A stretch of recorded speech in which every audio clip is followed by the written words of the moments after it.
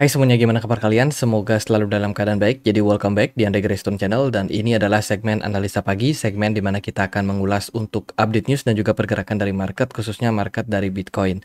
Teman-teman, hari ini kita berada di tanggal 9 Oktober 2024. Kita akan dapat beberapa data hari ini ya. Ada member FOMC Bostic akan speech jam 7 malam nanti. Terus juga akan ada data crude oil inventory atau inventory minyak mentah di jam setengah 10 malam.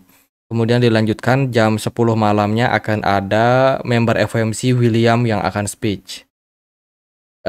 Harus di-note juga dini hari akan ada FOMC meeting, teman-teman. Dini hari besok ya, hari Kamis tanggal 10 Oktober itu jam 1 pagi akan ada FOMC meeting. Jadi waspada dengan volatilitas yang mungkin terjadi pada pasar. Oke, sedikit kita review news yang ada di perdagangan kemarin. Ada beberapa member FOMC yang speech, ada Bowman, Kaskari, dan ya Kaskari kemarin berharap akan ada pemangkasan suku bunga kembali, teman-teman, untuk periode November dan juga Desember. Kemudian juga kita lihat dari data kemarin ada house spending dari Jepang. Ya, overall bagus. Market Asia kemarin lumayan oke. Kemudian juga ada data ekspor import dari Amerika Serikat yang memang saat ini masih dalam posisi yang cukup lesu ya, teman. Itu beberapa rilis data dari makroekonomi, dari market ya, yang cukup membuat market sebenarnya kebanyakan stagnan, teman-teman. Kalau kita lihat dari proses pergerakan harga, XAU atau gold kemarin mengalami koreksi harga. Sementara itu data perekonomian Amerika Serikat terbilang bagus. S&P 500 kemarin naik sekitar 1,04%. Bitcoin dan kawan-kawan masih steady, masih sideways aja, teman-teman. Oke, hari ini adalah mining CoinEx CET ya. Jadi hari terakhir di mana teman-teman bisa melakukan staking token CET kalian di CoinEx. Jadi CET sendiri adalah token exchange dari CoinEx, yang mana kalau kita lihat dari trennya di kala market altcoin kebanyakan pada bearish ya, CET ini punya performa yang lumayan bagus. Kalau kalian perhatikan sejak sebulan terakhir CET masih dalam posisi rally, naik sekitar 26%. Teman-teman, dalam setahunnya dia sudah naik sekitar 253%. Salah satu token exchange yang memang banyak sekali yang hold, karena CET ada banyak sekali event kayak ini. Ada teman-teman yang pengen untuk staking CET, itu bisa mendapatkan token SGM. Jadi ini bukan susu ya, tapi token ini merupakan token gaming Web3 yang bisa teman-teman dapetin secara reward, teman-teman, dengan cara lock CET kalian selama 5 hari saja. Jadi hari ini adalah hari terakhir buat teman-teman yang pengen untuk staking. Minimumnya adalah lock 10 CET. Kalau hari ini harga CET ada di kisaran 1.500, berarti kalau minimal 100 CET ya teman-teman bisa lock sekitar berapa tuh, 1,5 juta ya teman-teman. Ya lumayan, cuman oke, karena persyaratannya ini juga memberikan kita hadiah yang lumayan gede untuk token SGM-nya. Tuh, jadi buat teman-teman yang tertarik bisa langsung cek link yang ada di kolom deskripsi untuk melakukan staking, teman-teman. Lanjut, ada beberapa berita yang cukup penting ya, yang mungkin akan memberikan impact terhadap pasar kripto. Yang pertama adalah analis JP Morgan mengidentifikasi katalis utama pembentuk prospek jangka pendek pada kripto. Jadi saat ini kita sedang mencari apa sih yang bisa men-trigger market bisa mengalami rally. Yang pertama adalah adanya sentimen terkait dengan pemangkasan suku bunga yang memang sudah dilakukan dan masih akan terus dilakukan oleh bank sentral. Ini akan meningkatkan likuiditas yang ada pada market. Yang kedua adalah sentimen terkait dengan Oktober. Ya, Oktober ataupun sentimen-sentimen lain, karena melihat dari statistik pergerakan Bitcoin di bulan Oktober itu rata-rata kebanyakan bagus dan kenaikannya belasan persen, which is ini sebenarnya merupakan sentimen yang bagus untuk pasar secara historical data.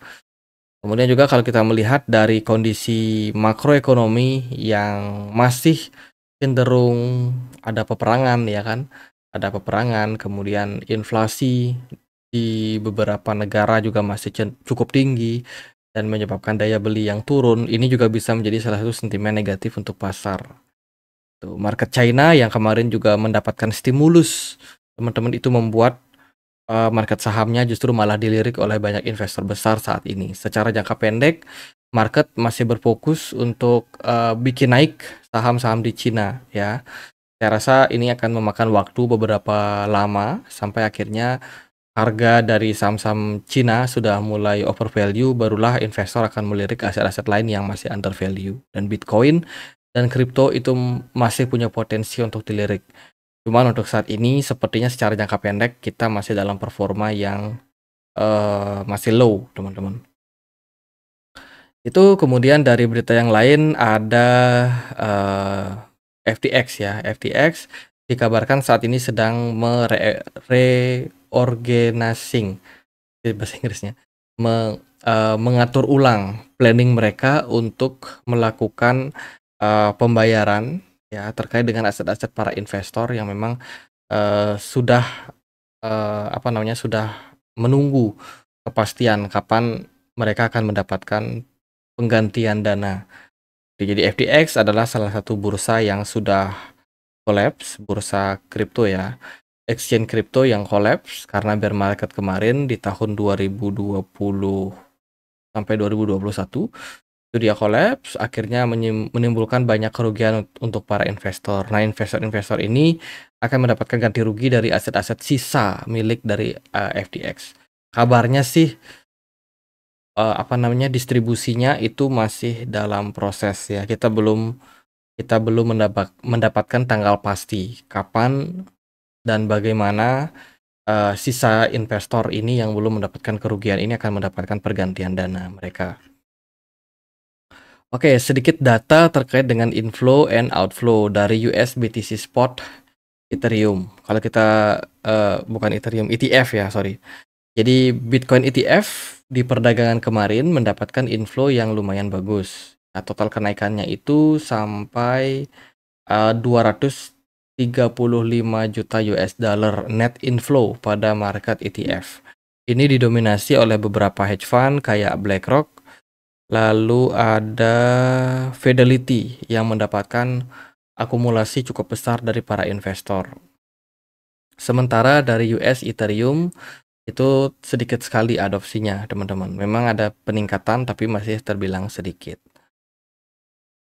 Berita terbaru datang dari Ethereum user stake ya yang sudah mengalami peningkatan. Teman-teman, kalau kita lihat dari data total staker dari Ethereum saat ini ada di 28,9% untuk dari total supply yang beredar. Jadi bisa dibilang 1/4 dari Ethereum yang beredar itu dipegang oleh para staker, yang mana ini merupakan sebuah indikasi bagus sebenarnya karena jumlah holder pada Ethereum ini masih cukup bagus. Cuma kalau kita melihat dari segi price action, justru harga Ethereum masih dalam tekanan jual, teman-teman. Tekanan jual dan menunjukkan memang para holder masih cukup confidence terhadap Ethereum. Cuma para trader ini yang agak kurang melirik ya Ethereum saat ini. Apalagi adanya kemajuan pesat dari layer kedua Ethereum yang cenderung menggerogoti dan memakan Ethereum itu sendiri. Oke, lalu gimana nih dari data on-chain? Kita akan coba lihat summary-nya dulu atau ringkasannya dulu. Yang pertama adalah penurunan pasar bull market tetap relatif dangkal, tetapi sejalan dengan tren kenaikan pada pasar bull historisnya. Hal ini menyoroti kesamaan dan juga ketahanan relatif pada siklus saat ini. Jadi maksudnya adalah kondisi bull market saat ini masih punya potensi yang bagus. Ya, meskipun pergerakan Bitcoin cenderung dalam posisi yang slow, tapi kalau kita lihat dari data sebenarnya drawdown atau sudut penurunan atau persentase penurunan dari Bitcoin sendiri itu terbilang relatif kecil dibandingkan dengan fase drawdown sebelumnya di beberapa periode bull market, teman-teman. Jadi sekarang kita sedang menunggu adanya fase bullish pada pasar. Kemudian summary yang kedua adalah untuk short term holder ya, saat ini memiliki perilaku pengeluaran mereka sebagian besar membaik. Artinya adalah short term holder lebih sedikit melakukan trade di pasar saat ini, baik itu di pasar derivatif ataupun di pasar spot. Kalau kita lihat dari posisi saat ini, short term holder indikator ya, menunjukkan memang aktivitas trade di pasar Bitcoin itu cenderung lebih kecil. Terutama bagi mereka yang pasang posisi short ataupun posisi long, mengurangi betul teman-teman jumlah posisi mereka. Ini disebabkan karena adanya ketidakpastian dari pasar, kemungkinan seperti itu. Yang kedua adalah mereka mewaspadai adanya potensi pergerakan yang relatif impulsif. Sebab sudah dalam beberapa bulan terakhir pergerakan Bitcoin cenderung bergerak sangat flat. Jadi investor sekarang sudah mewaspadai adanya potensial bullish, teman-teman. Itu ya, dari beberapa data juga menunjukkan bahwa Bitcoin masih positif untuk saat ini. Seperti short term holder profit and loss, saat ini mayoritas masih didominasi oleh para trader yang positif. Artinya masih dalam posisi yang cuan di pasar Bitcoin. Gitu. Dari data derivatif, weekly transaction ini dalam posisi yang masih low ya. Ya itu sih beberapa data dari Glassnode memang menunjukkan kondisi pasar saat ini masih cenderung market masih cenderung berharap untuk bullish ya, cuman untuk impact dari pergerakan itu sendiri masih cenderung sangat-sangat minim volatilitas. Oke, lalu bagaimana untuk pergerakan dari Bitcoin-nya secara time frame daily? Pergerakan Bitcoin di time frame daily ya ini masih cenderung dalam posisi tekanan.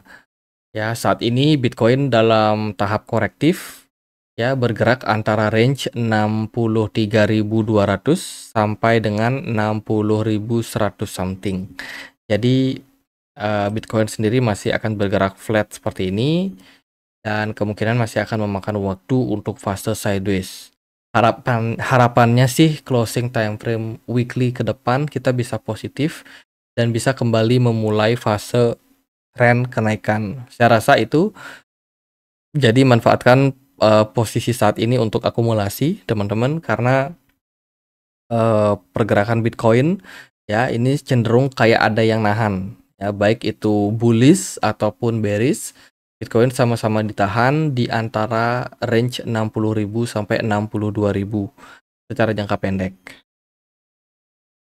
Itu BTC Dominance kemarin agak turun 0,5%. Beberapa altcoin ada yang perform kayak BNB, tapi mayoritas masih dalam tekanan jual. Itu sih. Jadi kalau kita lihat dari posisi sekarang positif nggak untuk masuk? Saya rasa cukup oke. Cuma jangan FOMO ya, jangan FOMO.